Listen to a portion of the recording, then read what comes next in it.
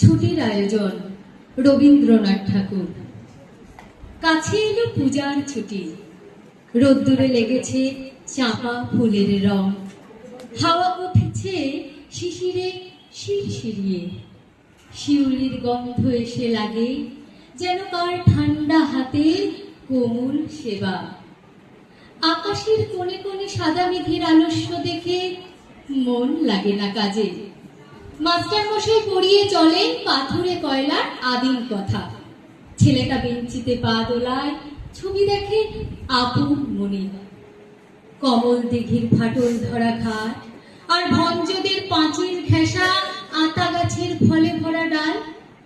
আর দেখে সে মনে মনে তিসির খেতে গোয়াল পাড়ার ভেতর দিয়ে রাস্তা গেছে একে বেঁকে হাটের পাশে নদীর ধারে। কলেজের ইকোনমিক্স ক্লাসে খাতায় ফর্দ নিচ্ছে টুকে চশমা চোখে মেডেল পাওয়া ছাত্র।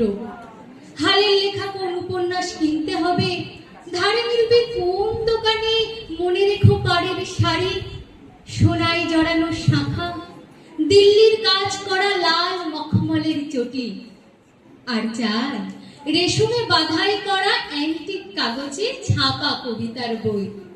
এখনো তার নাম মনে পড়ছে না। ভবানীপুরের তেতলা বাড়িতে আলাপ চলছে সরু মোটা গলায়। এবার আবু পাহাড় না মাদুরা, না ডালহাউসি কিংবা পুরী, না সেই চিরকেলের চেনা লোকের দার্জিলিং। আর দেখছি সামনে দিয়ে স্টেশনে যাওয়া রাঙা রাস্তায় শহরের দাদন দেয়া দড়ি বাঁধা ছাগল ছানা ৫টা ৬টা করে, তাদের নিষ্ফল কান্নার স্বর ছড়িয়ে পড়ে। কাশের ঝালর দোলা শরতের শান্ত আকাশে। কেমন করে বুঝেছে তারা এলো তাদের পূজার ছুটির দিন? নমস্কার।